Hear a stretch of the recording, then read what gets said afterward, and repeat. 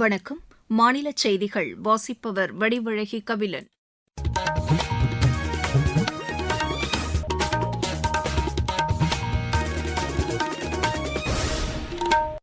தலைப்புச் செய்திகள். தேசிய உயிரி எரிசக்தி கோபர்தன் திட்டத்திற்கு 23,731 கோடி ரூபாய் ஒதுக்கீடு செய்து மத்திய அமைச்சரவை இன்று ஒப்புதல் அளித்துள்ளது. வரி விதிப்பு சட்டத்திருத்த மசோதா மக்களவையில் இன்று நிறைவேறியது. தமிழகத்தில் நிதி ஆதாரத்தை சரி செய்த பின் பல்வேறு நலத்திட்டங்கள் செயல்படுத்தப்படும் என்று மாநில அமைச்சர் திரு நிர்மல்குமார் தெரிவித்துள்ளார். கோவை, தேனி, நெல்லை மாவட்டங்களின் மலைப்பகுதிகளின் ஓரிரு இடங்களில் அடுத்த 24 மணி நேரத்தில் கனமழை பெய்யக்கூடும் என்று வானிலை ஆய்வு மையம் கூறியுள்ளது. கொரிய மாஸ்டர்ஸ் பேட்மிண்டன் போட்டியில் இந்தியாவின் கிருஷ்ண பிரசாத், பிருத்வி கிருஷ்ணமூர்த்தி இணை காலிறுதிக்கு முன்னேறியுள்ளது. இனி விரிவான செய்திகள். தேசிய உயிரி எரிசக்தி கோபர்தன் திட்டத்திற்கு 23,731 கோடி ரூபாய் ஒதுக்கீடு செய்து மத்திய அமைச்சரவை இன்று ஒப்புதல் அளித்துள்ளது. மத்திய அமைச்சரவைக் கூட்டத்திற்கு பின்னர் செய்தியாளர்களிடம் பேசிய தகவல் ஒலிபரப்புத்துறை அமைச்சர் திரு அஸ்வினி வைஷ்ணவ், இந்த திட்டத்தின் மூலம் 1,50,000 லட்சம் பேருக்கு வேலைவாய்ப்பு கிடைக்கும் என்று தெரிவித்தார். நாட்டின் தூய எரிசக்தி பயணத்தில் கோபர்தன் திட்டம் முக்கிய பங்காற்றுவதாக அவர் கூறினார். நடப்பு நிதியாண்டிலிருந்து வரும் 2035-36 நிதியாண்டு வரை இந்த திட்டத்தை செயல்படுத்த நிதி ஒதுக்கீடு செய்யப்பட்டுள்ளதாக அவர் தெரிவித்தார். வேளாண் கழிவு, சாணம், கரும்பு ஆலை கழிவு, மக்கும் குப்பை உள்ளிட்ட உயிரி வளங்களை பயன்படுத்தி எரிசக்தி உற்பத்தி செய்ய இந்த திட்டம் வழிவகை செய்கிறது. வரி விதிப்பு சட்டத்திருத்த மசோதா மக்களவையில் இன்று நிறைவேறியது. மத்திய நிதியமைச்சர் திருமதி நிர்மலா சீதாராமன் நேற்று முன்தினம் தாக்கல் செய்த இம்மசோதா இன்று குரல் வாக்கெடுப்பு மூலம் நிறைவேற்றப்பட்டது. வரி விதிப்பு முறைகளில் திருத்தங்களை மேற்கொள்வதற்கான அம்சங்கள் இதில் இடம்பெற்றுள்ளன. மின்னணு துறையில் வெளிநாட்டு நிறுவனங்களுக்கு வரி விலக்கு ஏற்படுத்துவதற்கான அம்சங்களும் இந்த மசோதாவில் இடம்பெற்றுள்ளது. இதன் மூலம் அந்நிய நேரடி முதலீடுகளை ஈர்க்க முடியும் என்றும் இந்தியாவை உலகளாவிய முதலீட்டு மையமாக உருவாக்க வழிவகை ஏற்படும் என்றும் எமது செய்தியாளர் தெரிவிக்கிறார். சட்டப்பேரவையில் இன்று தாக்கல் செய்யப்பட்ட நடப்பு நிதியாண்டிற்கான வேளாண் பட்ஜெட் அனைத்து விவசாயிகளின் நலனையும் வாழ்வாதாரத்தையும் மேலும் வலுப்படுத்தும் என்று முதலமைச்சர் திரு விஜய் கூறியுள்ளார். இதுகுறித்து அவர் வெளியிட்டுள்ள சமூக வலைதள பதிவில், கால்நடை, மீன் வளர்ப்பு, பால்வளம், உணவுப் பொருட்களை பதப்படுத்துதல் போன்ற தொழில்களை மேம்படுத்தும் வகையில் இந்த நிதிநிலை அறிக்கை அமைந்துள்ளதாக அவர் தெரிவித்துள்ளார்.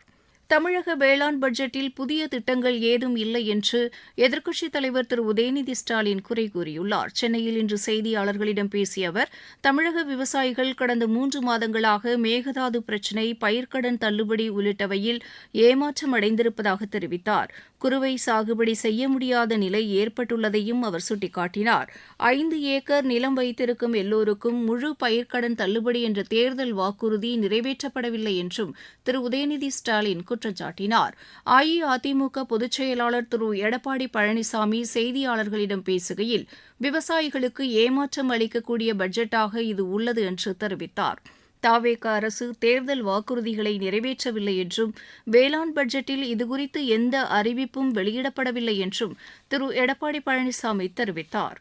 மார்க்சிஸ்ட் கம்யூனிஸ்ட் கட்சியின் மாநில செயலாளர் திரு சண்முகம் வெளியிட்டுள்ள அறிக்கையில், சட்டப்பேரவை தேர்தலின் போது விவசாயிகளுக்கு அளித்த வாக்குறுதிகளை நிறைவேற்றுவதில் இந்த வேளாண் நிதிநிலை அறிக்கையில் எந்த அறிவிப்பும் இடம்பெறவில்லை என்று குறை கூறியுள்ளார். வனவிலங்குகளால் ஏற்படும் பாதிப்புகளுக்கு இழப்பீடு வழங்குவது குறித்து அரசு அறிவிக்க வேண்டும் என்றும் அவர் வலியுறுத்தியுள்ளார். தமிழகத்தில் நிதி ஆதாரத்தை சரி செய்தபின் பல்வேறு நலத்திட்டங்கள் செயல்படுத்தப்படும் என்று மாநில அமைச்சர் திரு நிர்மல்குமார் தெரிவித்துள்ளார். சென்னையில் இன்று செய்தியாளர்களிடம் பேசிய அவர் இவ்வாறு கூறினார். நெல் கொள்முதலுக்கு ஆதார விலையும், கரும்புக்கான டன் ஆதார விலையும் எல்லா விவசாய சங்கம் எல்லாத்தையும் முதல்வர் ஆலோசிச்சுட்டு வர்றார். விவசாயக்காரன் விஷயம் தெளிவாக கூறப்பட்டுச்சு. ஏன்னா முதல் கட்டமாக விவசாயிகளுக்கு தள்ளுபடி செய்யப்பட்டது. அதுக்கப்புறம் நிறைய விவசாய சங்கங்கள் தான் அந்த கோரிக்கையை ஏற்று மேலும் விவசாயிகளுக்கு 75,000 வரை முழுதுமாக தள்ளுபடியும், அதுக்கு மேலும் எவ்வளவு தள்ளுபடின்னு சொல்லி கொடுத்துருக்காங்க. இருக்கிற நிதி நிலையில இருக்கிற ஆதாரங்களை வைத்து எவ்வளவு தூரம் மக்களுக்கு பயனளிக்க முடியுமோ அதையெல்லாம் முதல்வர் செய்திருக்கிறார். கண்டிப்பா இந்த வர்ற காலங்கள்ல மக்களுக்கான அனைத்து செயல்பாடும் சிறப்பாக இருக்கும்.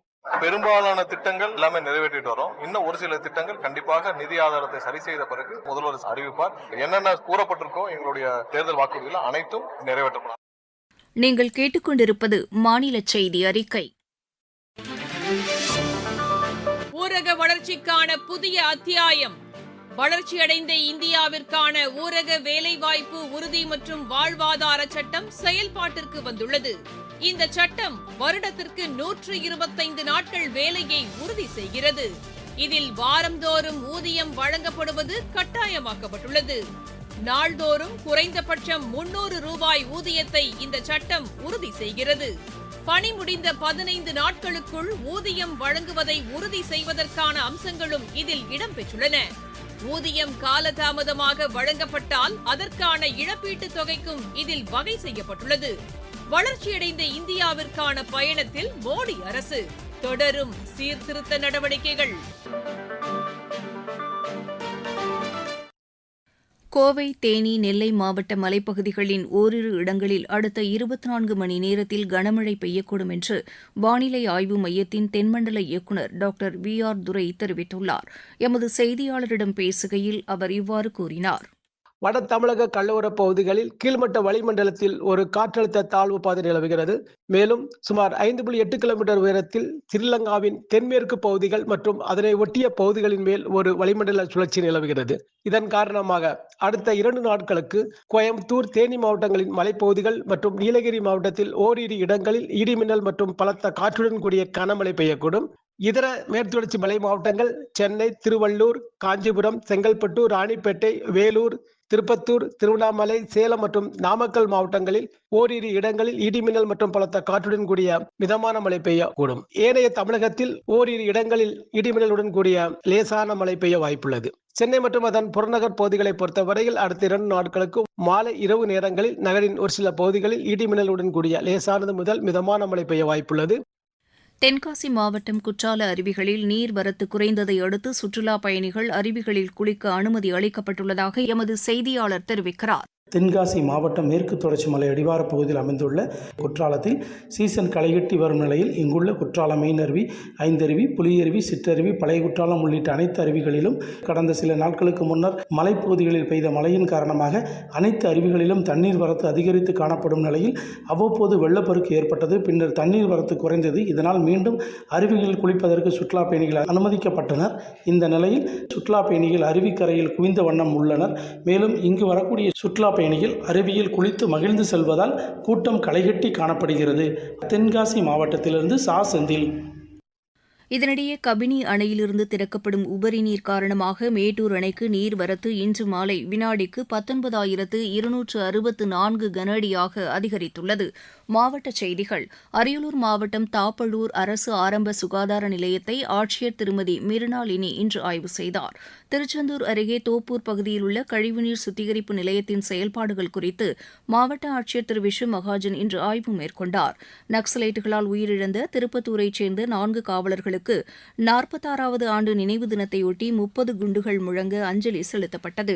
கோவையில் உள்நாட்டு தயாரிப்புகளின் கண்காட்சி மற்றும் பாரம்பரிய உணவு திருவிழா வரும் 8ஆம் தேதி முதல் 10ஆம் தேதி வரை நடைபெறவுள்ளது. நாமக்கல் மாவட்டத்தில் விவசாய அடையாள எண் பதிவு செய்யும் போது நிலங்கள் குறித்த அனைத்து விவரங்களையும் இணைக்க வேண்டும் என்று ஆட்சியர் திரு மதுபாலன் கேட்டுக் கொண்டுள்ளார். கள்ளக்குறிச்சி மாவட்டம் சின்னசேலத்தில் அரசு பள்ளி மாணவர்கள் பங்கேற்ற போதைப்பொருள் தடுப்பு விழிப்புணர்வு பேரணி நடைபெற்றது. விளையாட்டுச் செய்திகள். கொரிய மாஸ்டர்ஸ் பேட்மிண்டன் போட்டியில் இந்தியாவின் கிருஷ்ண பிரசாத், பிருத்வி கிருஷ்ணமூர்த்தி இணை காலிறுதிக்கு முன்னேறியுள்ளது. ஆடவர் இரட்டையர் பிரிவு காலிறுதிக்கு முந்தைய சுற்று ஆட்டத்தில் இந்த இணை 21-18, 21-19 என்ற செட் கணக்கில் தென்கொரியாவின் யங் கிம், டே யாங் சின் இணையை வென்றது. ஸ்பெயினில் நடைபெற்று வரும் சர்வதேச டென்னிஸ் போட்டியில் இந்தியாவின் ஆரியன் ஷா, சாய் கார்த்திக் இணை அரையிறுதிக்கு முன்னேறியுள்ளது. ஆடவர் இரட்டையர் பிரிவு காலிறுதி ஆட்டத்தில் இந்த இணை 6-2, 6-4 என்ற செட் கணக்கில் ஸ்பெயின் இணையை வென்றது. தமிழ்நாடு பிரீமியர் லீக் கிரிக்கெட் போட்டியில் கோவை அணி இன்று சேலம் அணியை எதிர்கொள்கிறது. திண்டுக்கல்லில் நடைபெறவுள்ள இப்போட்டி இரவு மணி 7:30க்கு தொடங்குகிறது. கஜகஸ்தானில் நடைபெற்று வரும் சர்வதேச டென்னிஸ் போட்டியில் இந்தியாவின் கரண் சிங், ரஷ்யாவின் மார்டின் இணை அரையிறுதிக்கு முன்னேறியுள்ளது. மீண்டும் தலைப்புச் செய்திகள். தேசிய உயிரி எரிசக்தி கோபர்தன் திட்டத்திற்கு 23,731 கோடி ரூபாய் ஒதுக்கீடு செய்து மத்திய அமைச்சரவை இன்று ஒப்புதல் அளித்துள்ளது. வரி விதிப்பு சட்டத்திருத்த மசோதா மக்களவையில் இன்று நிறைவேறியது. தமிழகத்தில் நிதி ஆதாரத்தை சரி செய்த பின் பல்வேறு நலத்திட்டங்கள் செயல்படுத்தப்படும் என்று மாநில அமைச்சர் திரு நிர்மல்குமார் தெரிவித்துள்ளார். கோவை, தேனி, நெல்லை மாவட்டங்களின் மலைப்பகுதிகளின் ஓரிரு இடங்களில் அடுத்த 24 மணி நேரத்தில் கனமழை பெய்யக்கூடும் என்று வானிலை ஆய்வு மையம் கூறியுள்ளது. கொரிய மாஸ்டர்ஸ் பேட்மிண்டன் போட்டியில் இந்தியாவின் கிருஷ்ண பிரசாத், பிருத்வி கிருஷ்ணமூர்த்தி இணை காலிறுதிக்கு முன்னேறியுள்ளது. இத்துடன் இந்த செய்தி அறிக்கை நிறைவு பெற்றது.